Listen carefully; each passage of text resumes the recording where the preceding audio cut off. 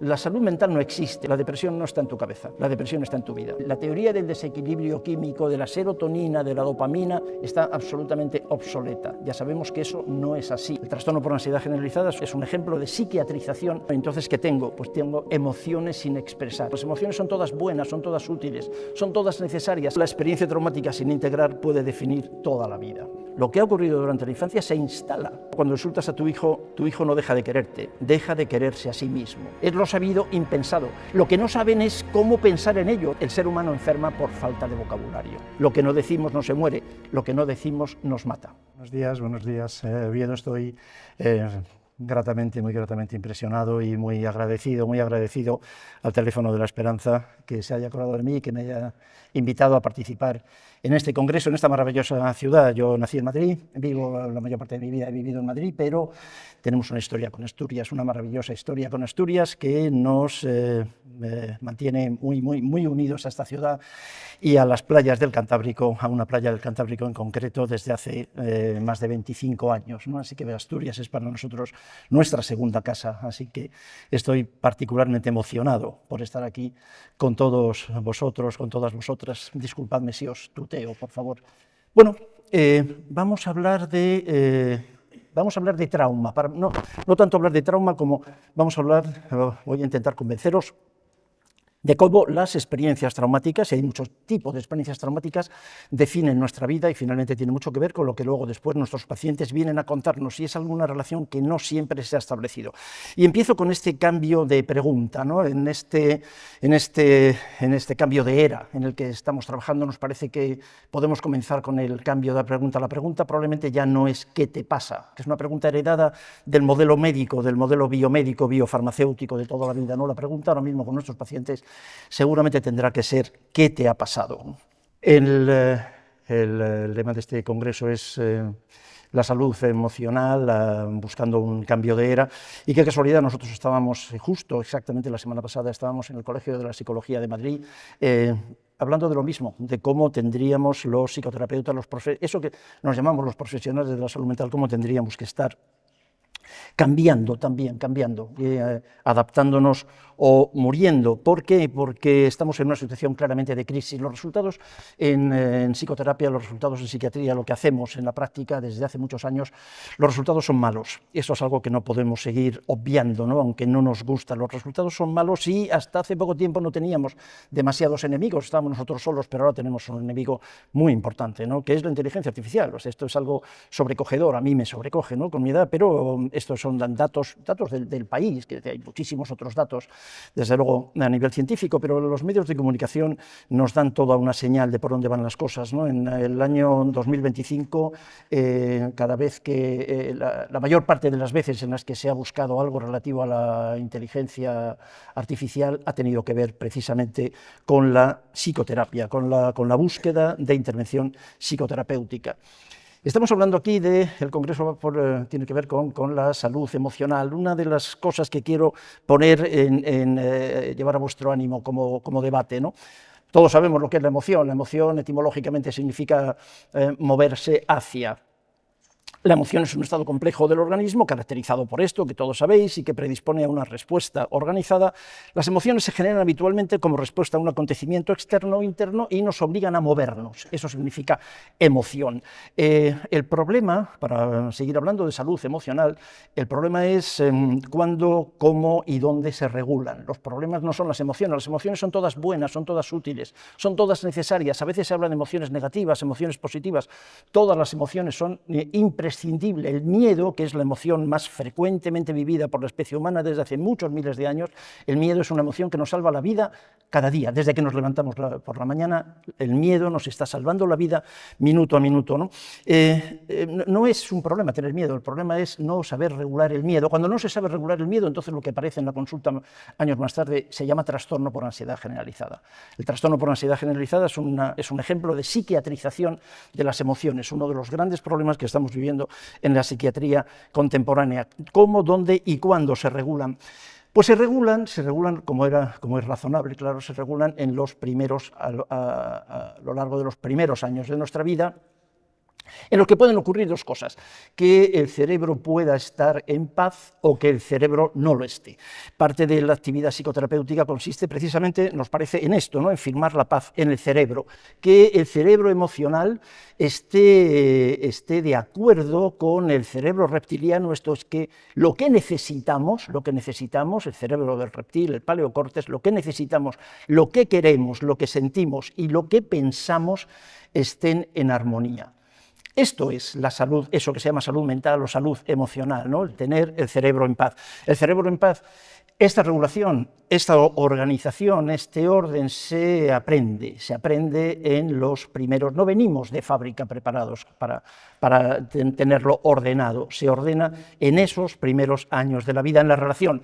Decimos habitualmente, también con ánimo de provocar, nos construimos en la relación. El ser humano se construye en la relación. El sistema psiconeuroendocrino inmunitario del recién nacido es muy rudimentario y se organiza y se regula en la relación con otro, en la relación con las figuras fundamentales de apego.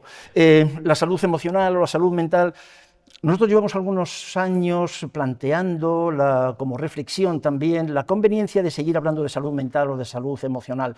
La salud mental no existe, es algo que yo digo con frecuencia también con ánimo de provocar. La salud mental no existe. Existe la salud, pero la salud mental no. Y si seguimos hablando solamente de salud mental, yo creo que estamos transitando hacia un futuro poco útil, como parece que los resultados nos hacen ver, ¿no? No, la salud mental está muy íntimamente relacionada con la salud corporal naturalmente con la salud mental, pero ambas con la salud contextual. O sea, no podemos seguir mirando hacia otro lado mientras el contexto define realmente, ¿no?, nuestra existencia. No puede haber. Es curioso cómo la Organización Mundial de la Salud y todos nosotros siempre definimos la salud en el ámbito de lo biopsicosocial, que curioso, cuando sin embargo nos aproximamos a la enfermedad, eso lo separamos absolutamente. Lo mental se estudia en un sitio, lo corporal se estudia en otro lado, lo social integrado en ninguno. Así que yo creo que seguir hablando solo de salud emocional o salud mental no va a resultar útil. Hoy sabemos que esto que llamamos salud emocional tiene mucho que ver, otra vez, con lo contextual de las primeras relaciones, de los primeros años de la vida, tiene mucho que ver con el microbioma, tiene mucho que ver con la alimentación, con los ritmos del sueño-vigilia, en este congreso se va a tratar de ese tema, tiene mucho que ver con otros muchos factores, no solo factores psicológicos y ni siquiera factores cerebrales, ¿no? La relación entre las experiencias traumáticas precoces y la salud está claramente reconocida, perfectamente establecida, pero no siempre se aplica, no siempre se reconoce, con cierta frecuencia nos parece se ignora en la práctica clínica. Y esto se va a terminar, porque es cierto que en los últimos años hay toda una corriente de trabajo y de opinión en todo el mundo, en el ámbito de la salud, para desarrollar lo que se llama la atención informada sobre trauma, sobre lo que luego insistiremos, ¿no? Pero quiero insistir en esto, también quiero plantearos cómo las experiencias traumáticas precoces están directamente relacionadas con la salud del niño, naturalmente con la salud del adulto. Cuando hablamos sobre este tema, en mi experiencia he tenido la fortuna de tener miles de alumnos a lo largo de mi práctica profesional y miles de pacientes, ¿no? Siempre planteamos esto: ¿desde dónde estás? ¿Cuál es tu posición de partida, ¿no? Y me encuentro con profesionales, médicos, psicólogos, que me dicen que, bueno, que las experiencias traumáticas son poco frecuentes y que los humanos además tenemos recursos para superarlas sin demasiadas secuelas. Esa es una opción. Mis pacientes no suelen relatar experiencias traumáticas infantiles significativas, esa es otra respuesta de alguno de mis alumnos, o la experiencia traumática sin integrar puede definir toda la vida. Este es otro de los puntos de partida. Esta última es el que, como ya os imagináis, seguramente esta última es la que nosotros compartimos fundamentalmente. Esto es una noticia que planteaba el diario El País, que es el diario que habitualmente leo, y que me gustó mucho, ¿no? En menores en centros de acogida, le hacían una entrevista muy interesante a una chiquilla que planteaba esto, ¿no? La cuestión no es qué he hecho, es qué me han hecho a mí. Sí, yo creo otra vez que tenemos que ellos, otra vez los pacientes, a mí me han enseñado mucho, ¿no? Mucho, más que nadie seguramente, ¿no? Cómo tenemos que cambiar la pregunta. La pregunta no es tanto qué haces tú, como qué, o no solo qué haces tú, sino la pregunta tiene que empezar a ser qué es lo que te han hecho, ¿no? Pues, ¿qué te han hecho? Pues en un porcentaje altísimo de nuestros pacientes, en un porcentaje altísimo, sobrecogedor, dependiendo del diagnóstico, puede estar cerca del 90, 90 y tantos %, hay una experiencia de trauma psíquico de una manera amplia, entendido además de una forma amplia, como una experiencia que tiene la característica de ser inasumible con los esquemas cognitivos y emocionales. Cuando estamos hablando de un bebé, porque las experiencias traumáticas pueden comenzar antes de nacer, pero en todo caso, con demasiada frecuencia, lamentablemente, en el mismo momento del nacimiento, es verdad, obviamente, que esa persona no tiene esquemas cognitivos, ¿no?, ni esquemas emocionales regulados, ¿no? El acontecimiento es de tal intensidad que el sujeto es incapaz de responder. El sujeto está desbordado por la cantidad o por la fuerza de las emociones vividas. Eso, otra vez, imaginaos en los recién nacidos, en los 2, 3, 4, 5 primeros años de vida, o imaginarlo también en otras situaciones, en edades más avanzadas. Es una experiencia, para que podamos hablar de trauma psíquico, estamos hablando de una experiencia que desborda los mecanismos adaptativos del sujeto. Y me parece que esto es el detalle que me puede parecer que es lo más importante y que quiero transmitiros, ¿no?, que altera la función cerebral. Que estas experiencias traumáticas, esto que ha ocurrido durante la infancia, no se pasa, se instala. Lo que ha ocurrido durante la infancia se instala y va a definir lo que más adelante llamaré el libro de códigos. Y va a definir nuestro propio libro de códigos con el que vamos a reaccionar a todos los estímulos en el resto de nuestra vida. Y eso se va a mantener, decíamos, durante mucho tiempo y se va a manifestar en forma de síntomas en lo biológico, en lo psicológico, en lo social, porque el ser humano no se puede separar entre biológico, psicológico y social. Esa división entre bio, psicosocial es una división absolutamente artificial, es una división administrativa, pero el ser humano no se puede dividir. Por eso os planteaba si hasta dónde sigue siendo útil que sigamos hablando de salud mental por un lado y salud corporal por otro. Yo como médico he visto, claro, miles de pacientes también con consultas primariamente corporales. Consultas primariamente corporales que claramente podíamos decidir y definir que esa manifestación corporal estaba relacionada directamente con esta experiencia traumática en el ámbito de lo psíquico. No se puede separar, otra vez, no hay ninguna posibilidad de separarlo, ¿no? Hablando de trauma, este es un libro absolutamente recomendable, para mi juicio es el mejor libro sobre experiencias traumáticas y sobre psicología y psicoterapia del trauma que se ha escrito. Esta es la segunda edición, se acaba de publicar, Las heridas que no vemos. La autora es Begoña Aznárez, una compañera de la Sociedad Española de Medicina Psicosomática y Psicoterapia, la actual presidenta, y por esas cosas de la vida, mi mujer. A mí me gusta mucho su libro, me gusta mucho su trabajo y me gusta mucho ella, tengo que reconocerlo. O sea, no soy imparcial, en general no somos imparciales para nada, nunca, ¿no? Pero tengo que reconocer que en este caso mi propuesta es claramente sesgada, ¿no? Bueno, cuando hablamos de trauma, ¿de qué estamos hablando? De trauma simple y de trauma complejo. El trauma simple no tiene mayores problemas, tiene muchísimos problemas, perdón, pero en todo caso el trauma simple tiene voz, tiene palabra, tiene espacio social. El trauma simple es un accidente de tráfico, es el fallecimiento brusco de una persona querida, es un tsunami, es un accidente de aviación, es un atraco, es una violación única. Este es el trauma simple y esto tiene palabras, se puede contar. Vas y lo cuentas, vas al servicio de urgencias de un hospital, lo cuentas y todo el mundo lo reconoce y todo el mundo entiende lo que te ha ocurrido y es capaz de sintonizar con tu sufrimiento. El problema que nos encontramos en la clínica es el trauma complejo. El trauma complejo pueden ser en ocasiones pequeños traumas, pero repetidos a lo largo de mucho tiempo. A veces ni siquiera tan pequeños traumas. Y el problema del trauma complejo es que con demasiada frecuencia no tiene voz. Y esto es de lo que quería hablar aquí, básicamente, de darle voz a este tipo de trauma complejo, trauma tipo 2, ¿no?, que se ha llamado también de otras muchas maneras, como por ejemplo trauma relacional temprano, algo que ocurre en bebés, en personitas muy pequeñas que no tienen voz, directamente no tienen palabra, ¿no? Trauma del desarrollo, y que insistiremos un poco en eso, ¿no? Porque el abuso sexual en la infancia es un tema terrorífico, ¿no? Las cifras son sobrecogedoras en la población general. En España ahora vamos a ver unas imágenes, unos carteles del Ministerio de Sanidad. Las cifras en la población general son sobrecogedoras, pero eso es en población general. En la población clínica, en algunos diagnósticos, en algunos trabajos que hemos hecho nosotros con trastorno mental grave o simplemente con fibromialgia, personas con fibromialgia, el abuso sexual lo hemos encontrado encima del 70%, por encima del 70%. Es sobrecogedor las cifras. Pero el problema no es tanto que el 70% de nuestras pacientes de fibromialgia tuviesen una historia de abuso sexual infantil. El problema para ellas es que nunca nadie se lo había preguntado.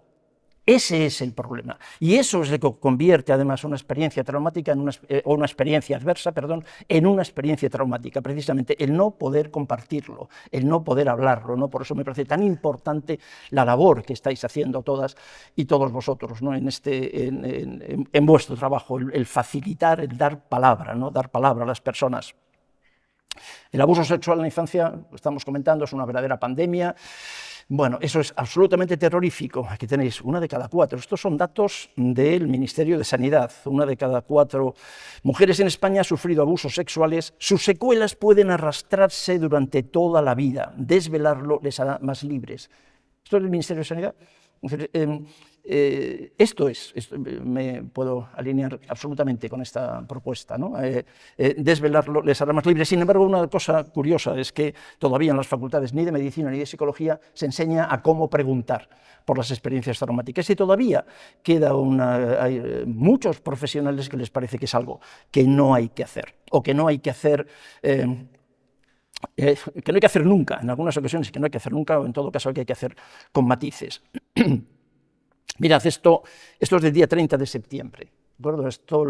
Esta diapositiva la hice ayer, la puse ayer porque ayer recibí el boletín del Colegio Oficial de la Psicología de España, en el que llama la atención sobre algo que también de lo que se habla, me parece que demasiado poco, ¿no? Que es el abuso sexual infantil cometido por mujeres. Todavía se habla menos, porque el abuso sexual infantil casi siempre, del que hablábamos antes, casi siempre es perpetrado por hombres, ¿no? Pero que hablemos del abuso sexual infantil con todo su drama, a veces impide que veamos el bosque de otras formas de maltrato, como el maltrato corporal, la explotación, el abandono tipo siglo XXI, ¿no? El abandono, cómo abandonamos en el siglo XXI, cómo los cambios en el estilo de crianza del siglo XXI nos han obligado a abandonar. Es una palabra que no nos gusta y que resulta muy poco atractiva plantearlo, pero cómo nos habrá obligado a abandonar en alguna medida a los peques, la negligencia, la sobreexigencia, la falta de sintonía, esto que se empieza a llamar ahora el destrato, o con otra palabra, otro neologismo, el ninguneo, directamente ya no se castiga a los chiquitines, no se les pega con demasiada frecuencia. Ahora lo que nos encontramos en la consulta es que se les ignora absolutamente, ¿no? La gestión de las necesidades, también como una forma de experiencia de maltrato, ¿no? Las necesidades, gestionar las necesidades de los padres y las necesidades de los hijos. Nunca coinciden. Nunca, jamás coinciden las necesidades de los chiquitines con las necesidades de los padres. Os lo digo como psiquiatra, como psicoterapeuta y sobre todo como padre de 4 hijos. No coinciden, es perfectamente razonable, ¿no? Es muy difícil hacer esa gestión, y cada año en la civilización occidental, cada año se ha puesto más complicado ser padre y gestionar las necesidades de unos con las necesidades de otros. Eso es una experiencia adversa, que el peque no vea resueltas sus necesidades, que jamás las van a ver. No hay ninguna posibilidad, estad tranquilos, no hay ninguna posibilidad de satisfacer el 100% de las necesidades de nuestros hijos, ninguna posibilidad. Pero con que lo hagamos con el 70 o el 80% ya estaría bien, ¿no? Pero a veces ni eso, y todo eso también incluido en lo que en los últimos años empezamos a hablar ya por fin de los determinantes sociales, cómo los determinantes sociales tienen mucho que ver en las experiencias adversas, precisamente, ¿no? En las experiencias traumáticas, y cómo eso tiene mucho que ver otra vez en la salud. Y cuando digo salud, estoy hablando entonces de salud con mayúsculas, ahí está todo, lo emocional, lo mental, lo corporal, lo social, ¿no? La falta de sintonía es un ejemplo de lo que decía antes, ¿no? La gestión de las necesidades. Yo necesito un abrazo y papá me compra un iPhone. Es exactamente así. ¿De acuerdo? Yo necesito estar contigo, hablar contigo, y papá me matricula en actividades extraescolares por la tarde. Esto es un ejemplo de gestión de las necesidades, que no voy a hacer un juicio de valor sobre eso, de ninguna manera, pero que se puede entender, que puede ser vivido por el peque, puede ser vivido como una situación carencial, ¿no?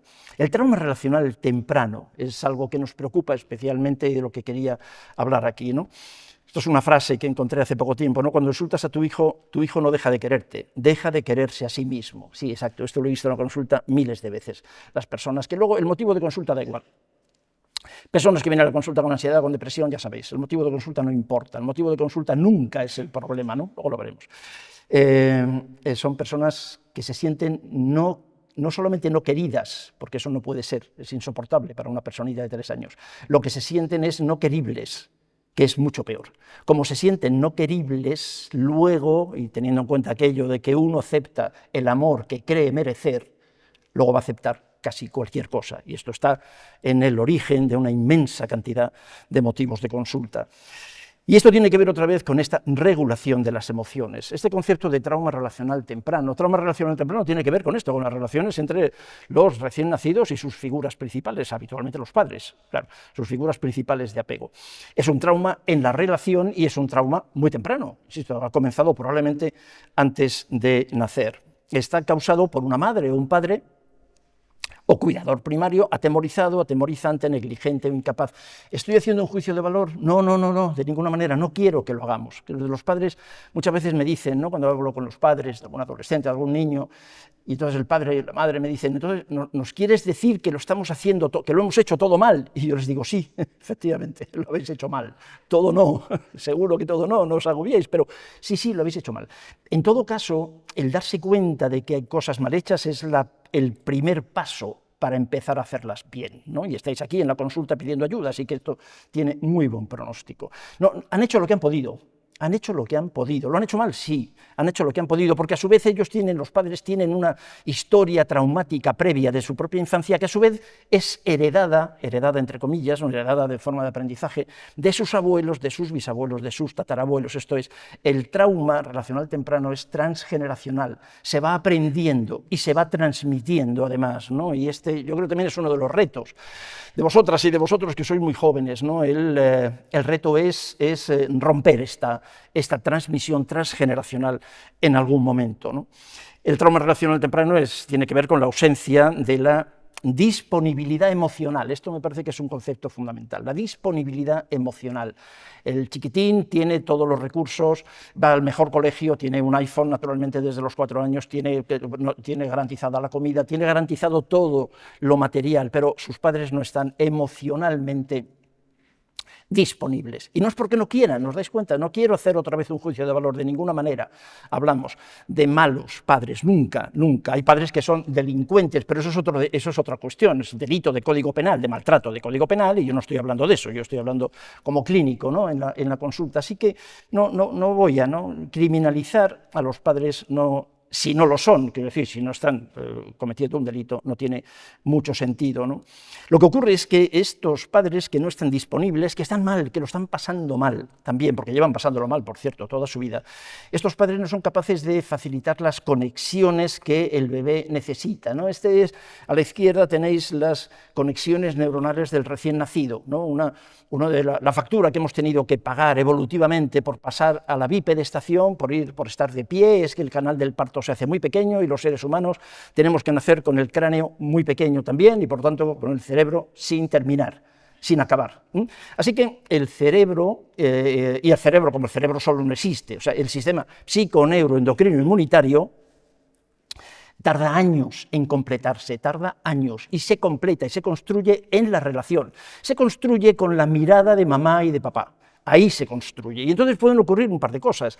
Por un lado, que esa construcción, que esas conexiones nuevas, que esas conexiones se vayan haciendo desde la confianza, desde la paz, desde la tranquilidad, desde el orden, desde la rutina, desde la esperanza, desde la facilidad, o que esas conexiones se vayan construyendo desde la inestabilidad, desde la duda, desde la desconfianza, desde el miedo, desde la falta de atención, desde la falta de cariño, desde la falta de cuidado. ¿Y eso qué define? Pues eso lógicamente va a definir lo que Bowlby y sus coetáneos definieron, Margaret Mead, definieron como modelos internos de trabajo. Modelos internos de trabajo, que es lo que nosotros llamamos también el libro de códigos, lo que yo llamo para explicarle a mis pacientes lo que es el libro de códigos. Nuestros libros de códigos, y todos tenemos uno, nuestro libro de códigos en forma de conexiones psico-neuro-endocrino-inmunitarias organizadas en los primeros años de nuestra vida, nuestro libro de códigos es intransferible, es personal, y comienza a escribirse cuando nuestros padres se conocen. Nuestra historia comienza cuando nuestros padres se conocen. Ahí comienza nuestra historia, mucho antes incluso de haber nacido, ¿no?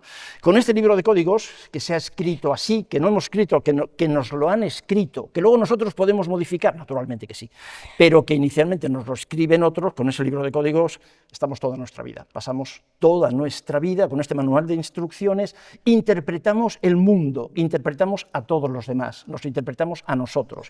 Como veíamos antes, ¿somos queribles o no somos queribles? ¿Somos queridos o no? ¿Somos valiosos o no? Ese es el libro de códigos, ese es el manual de instrucciones, y este libro de códigos es lo que se altera cuando nuestro paciente viene, lo que se sobrepasa cuando nuestro paciente viene a la consulta. Todo esto no es algo intuitivo. Es decir, todo esto está ya muy bien valorado, muy bien medido, ¿no? Como en términos de neuroimagen, las diferencias entre personitas que han vivido situaciones de abandono, de maltrato, de negligencia parental, de abusos, de diferentes tipos de experiencias traumáticas, y los que no, como hay claramente diferencias en las conexiones neuronales, en las conexiones de diferentes estructuras cerebrales, ¿no? Y como naturalmente hay diferencias en el funcionamiento del sistema inmunitario, por ejemplo, ¿no? Otra vez, algo o del sistema endocrino, hay diferencias en el crecimiento, en el desarrollo, sí, claro, todo eso ahora mismo está, como os decía, muy bien descrito, ¿no? En todo esto aparece, y no quiero dejarlo pasar, aunque no tengamos tiempo para desarrollarlo, claro, pero me parece una cosa apasionante, aparecen lo que decíamos antes, los determinantes sociales. Los padres no pueden atender las necesidades de sus hijos, pues probablemente no pueden, porque tienen que trabajar en 2 turnos, porque no pueden pagar el alquiler.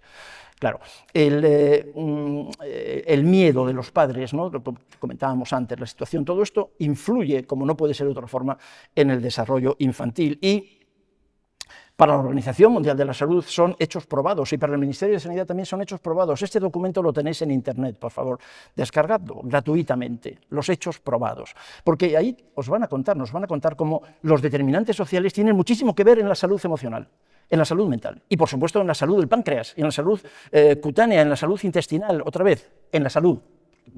Quiero insistir en que salud solamente hay una, ¿no? El transporte, el desempleo, el trabajo, la distancia, algo que me parece apasionante, un minuto solamente para pasar por encima, ¿no? Cómo se ha podido demostrar en estos últimos años que el hecho de que tú veas 3 árboles desde tu ventana, el 30% de tu barrio sea una zona verde, o que estés a menos de 300 metros de un gran parque, mejora espectacularmente tu salud. Tu salud.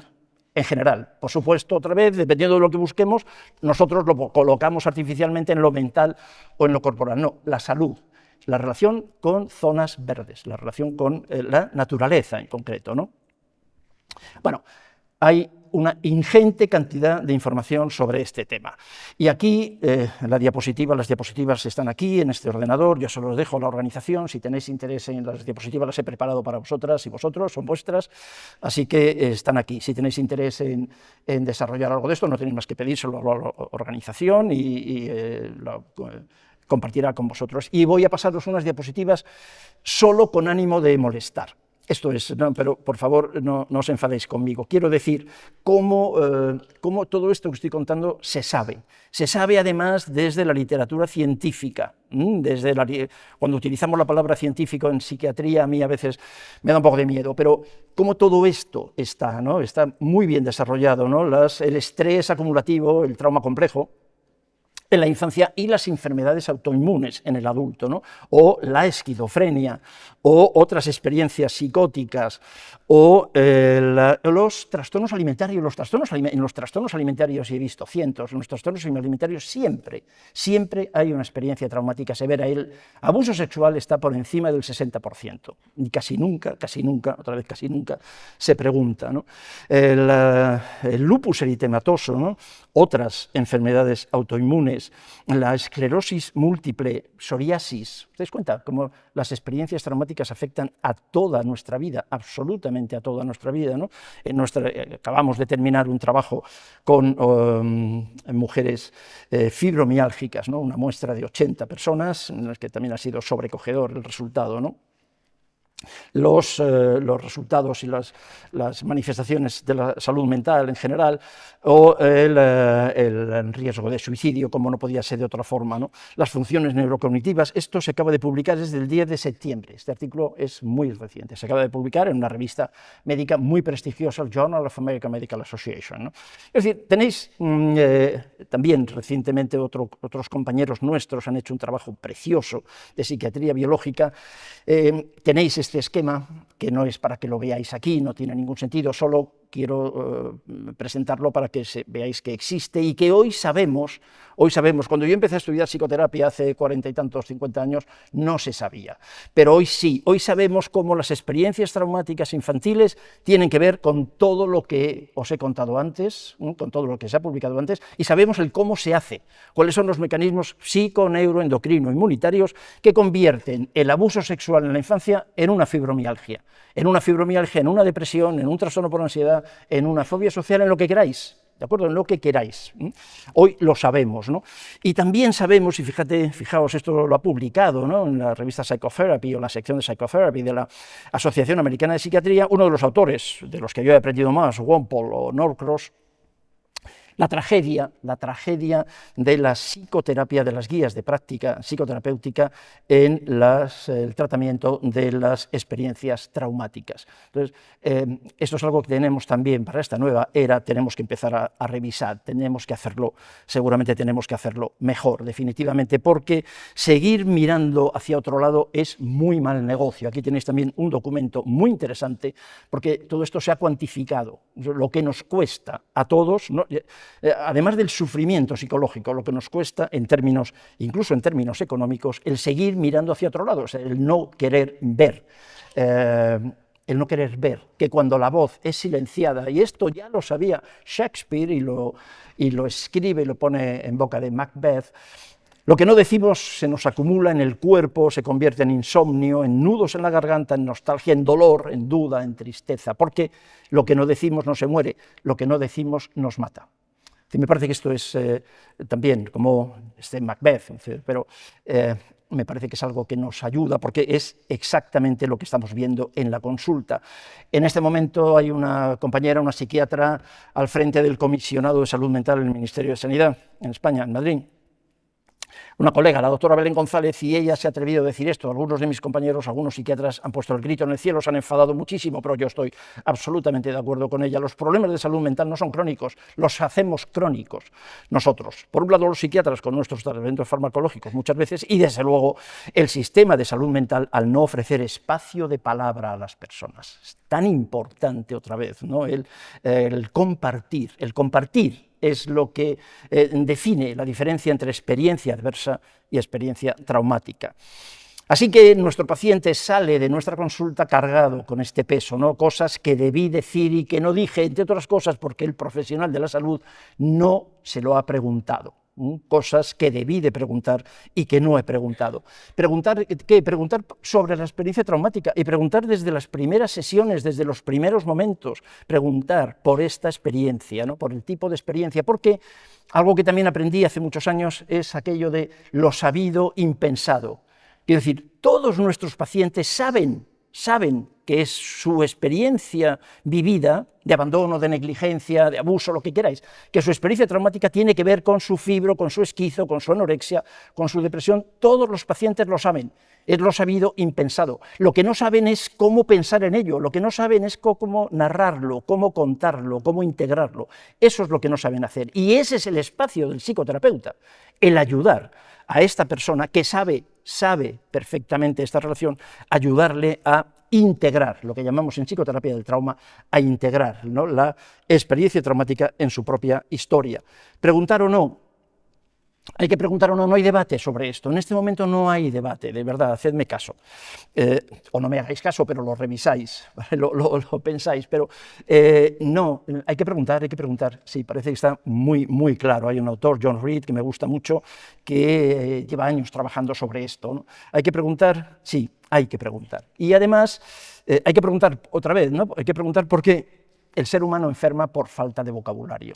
¿Sabes? Me parece que esto es una expresión que nos puede ayudar a entender, ¿no? Y que a mí me han ayudado otra vez mis pacientes, ¿no?, después de 40, casi 50 años de práctica clínica, ¿no? El ser humano enferma por falta de vocabulario, ¿no? Entonces el paciente, mirad esta imagen que es muy bonita, ¿no?, el paciente con el corazón, la emoción, la radiografía, ¿no? Entonces, ¿qué tengo? Pues tengo emociones sin expresar, es exactamente así. Eso se llama, como sabéis seguramente, se llama alexitimia, la incapacidad para expresar las emociones, estimula el eje hipotálamo hipófiso adrenal y finalmente acaba manifestándose en, otra vez, ansiedad, depresión, insomnio, adicción a opiáceos, a la comida, anorexia o una enfermedad autoinmune, como hemos comentado anteriormente, ¿no? John Reed nos explica además el cómo, el cuándo y de qué manera tenemos que preguntar. Claro que hay que preguntar por el abuso sexual a todos nuestros pacientes, hay que abrir ese melón, ¿no?, como a veces vulgarmente comentamos, ¿no? Porque la experiencia y la investigación demuestra que si les damos la oportunidad a nuestros pacientes, nos van a contar una experiencia traumática de gran contenido emocional. Siempre, sí se lo preguntamos. La cuestión es que otra vez no lo preguntamos. Y si no lo preguntamos, estamos retraumatizando al paciente, si no lo preguntamos, ¿no? Una parte importante, claro, de estas experiencias han estado relacionadas con los vínculos de apego, sí, aunque no lo parezca y aunque al paciente le cueste trabajo poder aceptar, es su gran conflicto, ¿no? Lo que pasa es que eso, nadie los ha escuchado nunca, o peor, le ha escuchado, como nos han contado muchas de nuestras pacientes a lo largo de nuestra experiencia, que una vez le contó a la neuróloga, al neurólogo, al reumatólogo, al médico, le contó que a él o a ella le parecía que su enfermedad actual tenía que ver con aquella historia de abandono, de abuso, y el médico o el psicólogo les ha dicho, no, eso no tiene ninguna importancia, no, eso déjalo ya, olvídalo, lo que tienes que hacer es pasar página. Supéralo, olvídate de eso no tiene importancia hace mucho tiempo. Me acuerdo de una paciente que me decía, llorando, me refería esta relación, estas frases de su médico, y me decía, yo ya sé que tengo que pasar páginas, si yo ya sé que tengo que olvidarlo, si yo ya sé que tengo que superarlo, lo que me gustaría es que alguien me dijera cómo se hace eso. Claro, así que decirle a una persona traumatizada que lo que tienes que hacer es superarlo es un insulto. No sé si os gusta, pero al menos quiero que entendáis lo que quiero transmitir, ¿no? A lo mejor no estáis de acuerdo, no os gusta, pero eso no lo puedo evitar. Pero es un insulto, es lo que llamamos una retraumatización, ¿vale? Es retraumatizar a esta persona, ¿no? Bueno, en este momento además, como os decía antes, ya sabemos, la cuestión es que además ahora sabemos cómo estas experiencias traumáticas se relacionan con su depresión, o con ansiedad, o con su esquizofrenia, o con su fibromialgia, es que además lo sabemos, ¿no? El mito reciente de la enfermedad mental, de que la enfermedad mental tiene que ver con el desequilibrio de los neurotransmisores, esto se ha terminado, esto ya fue un modelo exitoso durante mucho tiempo, un modelo de marketing durante mucho tiempo, que yo me creí, lo de que la depresión tenía que ver con un fracaso en el metabolismo de la serotonina, eso ya sabemos hoy que no es verdad, que es falso, que es un modelo simplemente, que es un mito, eso no se puede seguir manteniendo, ¿no? Así que tenemos, por supuesto, la dicotomía psicosomática, ¿no? Que lo psíquico y lo corporal se pueden separar, ¿no? Tenemos que tener una mirada, me parece, yo os ofrezco la posibilidad, os sugiero la posibilidad de que tengamos una mirada mucho más amplia, ¿no?, sobre todo esto, porque, como dice un periodista de investigación, especializado en investigación sanitaria, Johann Hari, y es una expresión que a mí me gusta mucho y que yo se lo digo, se lo repito muchas veces a mis pacientes: la depresión no está en tu cabeza, la depresión está en tu vida. Me parece precioso. La depresión no está en tu cabeza, la depresión está en tu vida. Y en lugar de depresión, porque esto es sobre un libro que él escribe sobre las desconexiones en la depresión, en lugar de depresión, cambiad depresión y poned cualquier otra cosa, cualquier otro diagnóstico, ¿no? La depresión no está en tu cerebro, la depresión está en tu vida, no está en tu serotonina, está en tu vida, ¿no? ¿Cómo se hace esto? Las experiencias traumáticas producen una situación de estrés crónico, una persona traumatizada que no ha podido compartirlo, que no lo ha podido integrar, está toda su vida en esta situación de estrés crónico, su libro de códigos le hace estar permanentemente alerta, eso estimula una serie de mecanismos que hoy conocemos perfectamente bien, produce un estado inflamatorio crónico que se manifiesta después en cualquiera de los diagnósticos que hemos visto antes. El motivo de consulta, y quiero plantearos también esto con ánimo de provocar, el motivo de consulta nunca es el problema. Esto lo digo así, eso, con ánimo de amargaros la mañana. El motivo de consulta nunca es el problema. El motivo de consulta es un problema. La ansiedad es un problema, la depresión es un problema, la anorexia es un problema, pero son síntomas, realmente son síntomas, tal y como debemos de volver a entender la psiquiatría maltratada por el DSM, son síntomas, ¿no? El motivo de consulta es un problema, pero no es el problema. Y el problema, con muchísima frecuencia, precisamente hoy aquí, es la experiencia traumática no compartida, la experiencia traumática no integrada, no expresada, no tratada. Lo que con mucha frecuencia estamos haciendo, a veces en psicoterapia, utilizando técnicas muy específicas y desde luego en psicofarmacología, es realmente ventilar el humo de nuestros pacientes, quitar los síntomas, ventilar el humo mientras nuestro paciente se sigue quemando, está inflamado, sigue ardiendo por dentro, ¿no? Bueno, y esto en estos últimos años, para ir cerrando, se organiza en esto que llamamos la atención informada en trauma, propuesta básicamente por el mundo anglosajón, sobre todo el Reino Unido y las dos costas de Estados Unidos, y que nosotros modestamente desde la SEMPIB y desde el foro estamos también intentando desarrollar, es la atención informada en trauma. Entonces, la propuesta, que como os digo, en el mundo anglosajón está ya mucho más avanzado que aquí, tanto es así que en algunos locales, en algunos estados de Estados Unidos, el no atender, el no preguntar, por ejemplo, ¿no? El no hacer una atención informada sobre trauma en psicología, en psiquiatría o en medicina puede ser considerado una negligencia profesional. O sea, estamos en ese nivel, cosa que comparto. Me parece que es algo que entre todos tenemos que por las buenas, además, por las buenas o seguramente por las malas, así que mi recomendación es que lo hagamos por las buenas, ¿no?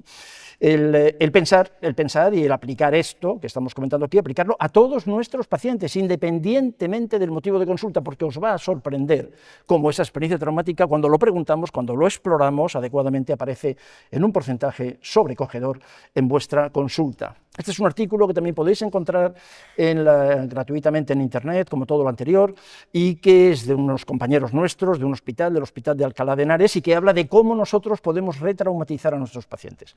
¿Cómo lo hacemos? ¿Cómo retraumatizamos a nuestros pacientes? Entre otras cosas, no reconociendo sus experiencias traumáticas previas. Aquí tenéis otras muchas manifestaciones y publicaciones en este sentido, trabajos muy interesantes que además ya nos dicen cómo hay que hacerlo. Aquí tenemos el árbol de los síntomas y debajo las raíces del trauma. La caja de herramientas desarrollada por el gobierno escocés precisamente para esta atención. Quiero decir que ya sabemos lo que hay que hacer, además sabemos lo que hay que hacer y sabemos cómo haciendo estas cosas los resultados son mejores. Tenéis mucha documentación en este sentido. Vamos a terminar con una recomendación también de la Oficina del Alto Comisionado para los Derechos Humanos de las Naciones Unidas en 2017, ¿no? Cómo es urgente cambiar el modelo. Y esto no es algo nuestro, por eso quiero decir, esto tiene mucho que ver conmigo, naturalmente, con nosotros, pero el texto lo he copiado de las Naciones Unidas, ¿no? La necesidad de un cambio de modelo, de un cambio de era. Vuelvo otra vez a la diapositiva inicial y a la propuesta de este congreso, un cambio de era, sí, a la innovación de las políticas a nivel de la población, dirigida más a los determinantes sociales y a las experiencias traumáticas, abandonando el modelo médico, el modelo farmacéutico realmente dominante que busca curar a los individuos, centrándose en trastornos. No hay psicoterapia de la depresión, no hay psicoterapia de la ansiedad, no hay psicoterapia de la anorexia nerviosa. De verdad, hacedme caso, no. Lo que se plantea en este momento es que la psicoterapia, la intervención, es la intervención sobre la persona que presenta esa sintomatología. Y no es lo mismo. ¿Os dais cuenta, no? Lo que la psiquiatría de los últimos 40 años, exactamente desde 1980 con la edición del DSM-3, lo que la psiquiatría ha hecho ha sido convertir las emociones, convertir los síntomas en trastornos, en diagnósticos, y luego proponer un tratamiento inmediato para ese diagnóstico. Hemos perdido la perspectiva biográfica, la perspectiva humana, ya no vemos personas, vemos solamente diagnósticos DSM-5 en este momento, ¿no? Casi todo el mundo, o cada vez más, cada vez hay más voces, ¿no?, en el sentido de recuperar la psicopatología, de recuperar la biografía, de recuperar que estamos viendo personas, no estamos viendo diagnósticos, no estamos tratando diagnósticos. Y termina este documento, el documento es muy largo, yo he sacado un par de frases dentro del contexto, están contextualizadas, el contexto general es este mismo, ¿no? Las políticas de salud mental deben abordar el desequilibrio de poder en vez del desequilibrio químico. Me parece brillante esto. La teoría del desequilibrio químico, de la serotonina, de la dopamina, está absolutamente obsoleta. Ya sabemos que eso no es así. ¿Que la serotonina se afecta en las personas con depresión? Seguro que sí, pero no es la causa de su sintomatología depresiva. ¿Se entiende ese matiz? Sí, ¿verdad? ¿Que se puede afectar la serotonina? Claro, pero que la depresión no es solo porque te falta serotonina y entonces yo te voy a poner un tratamiento con un inhibidor selectivo como en la diabetes, el modelo de la diabetes, entonces vas a estar toda tu vida tomando esta pastilla que va a recuperar el desequilibrio perdido. No, eso ya sabemos que no, que eso no es así, que eso no es cierto, que eso es un mito y un modelo de marketing, ¿no? El desequilibrio de poder, en lugar del desequilibrio químico, el desequilibrio de poder como determinante social ayudaría mucho a que las gestiones de las necesidades entre padres y hijos también pudiesen cambiar, y ahí, en los aprendizajes, en la regulación emocional, en los primeros años de vida, estará el futuro de la salud. Esto es un trabajo fantástico que también tenéis gratis en internet y que también os recomiendo que le echéis un vistazo, ¿no? Un trabajo fantástico de unas compañeras británicas que hace ya años que nos propusieron una nueva manera de ver a nuestros pacientes desde el desequilibrio de poder, dentro de lo que ellas llaman el marco de poder, amenaza y significado. Y que lo fundamental en esta nueva manera de ver a los pacientes es cambiar la pregunta, que es con lo que empezábamos, cambiar la pregunta. La pregunta ya no es ¿qué te pasa? El ¿qué te pasa? Sigue siendo una pregunta válida en urgencias. En muchas de vuestras intervenciones en el teléfono estoy seguro que la pregunta sigue siendo ¿qué te pasa? Pero cuidado, siempre con esto detrás. Y fuera de las urgencias, la pregunta ya no es ¿qué te pasa? La pregunta es ¿qué te ha pasado? Porque tu depresión de hoy tiene que ver con lo que te ha pasado, tu ansiedad, tu anorexia, tu esquizofrenia, tu fibromialgia, tu lupus eritematoso, tiene que ver con lo que te ha pasado. Cambiar la pregunta, ¿no? Cambiar la pregunta, ¿qué te ha pasado? Bueno, y terminamos. No necesitas, para esto realmente no necesitas más tiempo. Lo que yo también aprendí hace muchos años con este modelo que llamamos de psicoterapia breve, es que tampoco hace falta tanto tiempo para la intervención con nuestros pacientes, hace falta más concentración. Lo que hace falta es, bueno, esto que os cuento ahora, a mí me parece que está bien, que es lo que tenemos que hacer. Cuando yo empecé a hacer psicoterapia no lo sabíamos, ciertamente, ¿no? Hemos ido aprendiendo y hemos ido cambiando y vamos adaptándonos y vamos poniendo el foco en lo que nos parece que la investigación nos va ofreciendo, ¿no? Me parece que eso es algo francamente valioso. Y no hace falta tanto tiempo para hacer una intervención. Los pacientes con estas experiencias traumáticas, que son, insisto, la inmensa mayoría en la consulta. Un resumen nada más, antes hablábamos del abuso sexual. El abuso sexual en la infancia es el 20%, 25% de la población general. En la población clínica está entre el 47 y el 74%. ¿De acuerdo? Lógicamente, porque la población clínica no es población general, ¿no? Entonces, lo que me parece que necesitamos es más concentración y más saber cómo preguntar, cuándo preguntar y, desde luego, preguntar para poder ayudar a nuestro paciente a compartir su historia trágica, su historia dramática. Muchísimas gracias, de verdad, por vuestra atención. Muchas gracias.